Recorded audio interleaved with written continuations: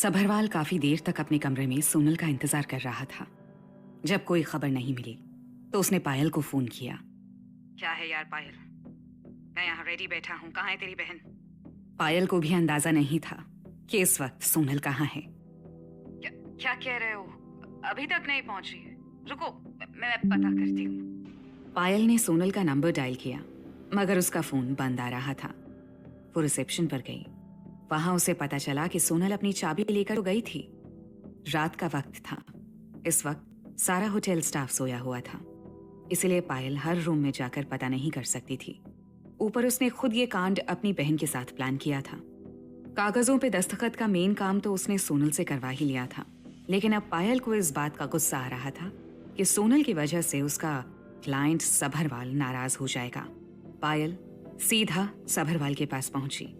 सभरवाल, साली का कुछ पता नहीं चल रहा है, समझ नहीं आ रहा कि जमीन खा गई आसमान निकल गया। सभरवाल का अब मूड खराब हो रहा था। उसकी नजर इस वक्त पायल की मिनी स्कर्ट पर थी।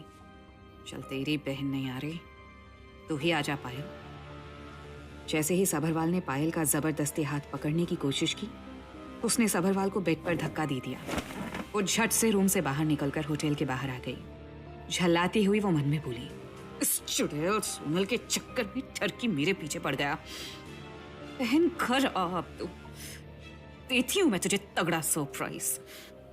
उधर जिस रूम में सोनल पहुंच गई थी वो एक रॉयल स्वीट रूम था। रिच सिद्धार्थ रॉय कपूर को उसके दोस्त विनय ने उसके 26th बर्थडे पर गिफ्ट के तौर पर पूरे साल भर के लिए ये रूम बुक करवा दिया था। घर के मुकाबले यहाँ से उसका ऑफिस भी काफी नजदीक पड़ता था और सिद्धार्थ को इस बहाने अनन्या के साथ एक खूबसूरत रात बिताने का चांस भी मिल जाता। सिद्धार्थ अपने ही बेड पर अकेला अनन्या का इंतजार करता रहा, लेकिन वो कहीं और ही बिजी थी।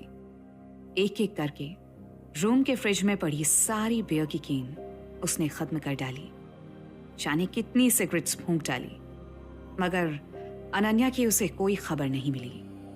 नशे में उसे अपने दरवाजे पर खटखटाहट सुनाई दी तो उसे लगा अनन्या आ गई है। उसने सोनल को अनन्या समझकर अंदर खींच लिया। अंदर कमरे में पूरी तरह अंधेरा था। सोनल भले ही होश में ना हो, फिर भी उसे अंदाजा हो गया था कि किसी आदमी ने उसे बड़े प्यार से आगोश में लिया है। उसने सोनल के दोनों हाथों को पीछे मोड़ते हुए उसे दीवार से लगा दिया और वो उसकी गर्दन चूमने लगा। कितनी देर लगा? हाँ, लेकिन मैं आज अपना सरप्राइज लिए बिना नहीं जाऊंगी। पायल ने सब बता दिया मुझे। बताओ क्या सरप्राइज है? सरप्राइज वो तो यही है कि तुम आखिर लौट आए हो मेरे पास। अब तो अगर तुम खुद भी मुझे छोड़कर जाना चाहो तो मैं तुम्हें नहीं जाने दूंगा।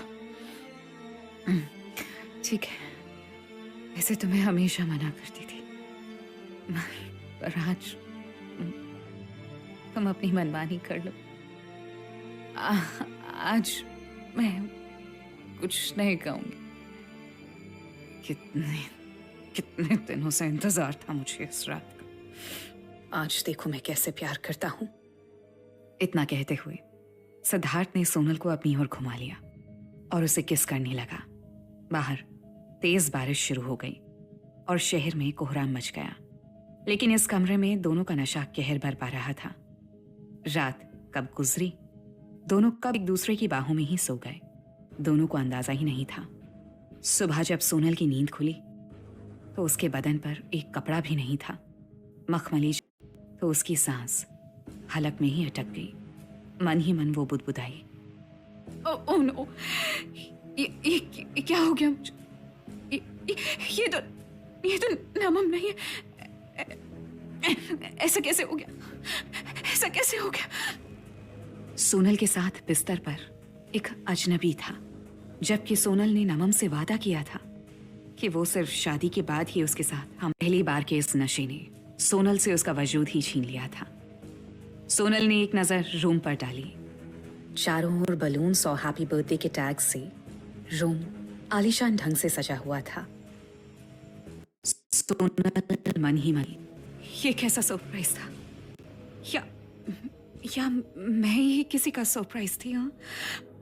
सोनल चुपचाप धीरे से उठी, बिना कोई आवाज किए अपने कपड़े उठाकर वॉशरूम में चली गई।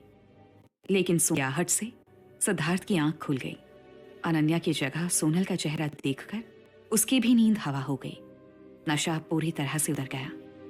उसने अब सिर पकड़ते हुए बेड पर अपने सामने बैठी लड़की पर एक नजर डाली। सिद्धार्थ ने एक बार उसे हैरान देखा और पूछा, कौन हो तुम और अंदर कैसे आई? सारे होने की कोशिश की तो सोनल घबराहट में बेड से नीचे कूद गई। सोनल अब तक घबरी थी कि अपने दर्द और तकलीफ की परवाह ना करते हुए तेजी से जमीन पर पड़े अपने कपड़े उठाए और दौड़ते हुए बाथरूम के अंदर चली गई और पूरी ताकत से दरवाजा लॉक कर दिया। दरवाजे से टिककर पड़कर रोने लगी।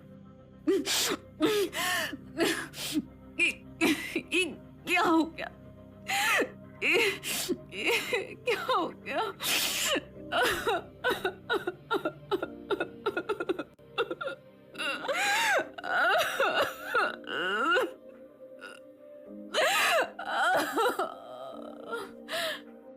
सोनल के रोने की आवाज सुनकर सिद्धार्थ जैसे होश में आ गया। वो दिमाग पर जोर डालकर याद करने की कोशिश करने लगा कि आखिर कल रात हुआ क्या था। ओह गॉड! सिद्धार्थ ने फ्रस्ट्रेशन में अपना सिर पकड़ लिया। इस वक्त अनन्या की जगह एक अजनबी लड़की उसके साथ बेड पर थी। उसका ध्यान फिर सोनल के चीख के रोने पर गया। वो मन ही मन बोला, कौन है ये लड़की?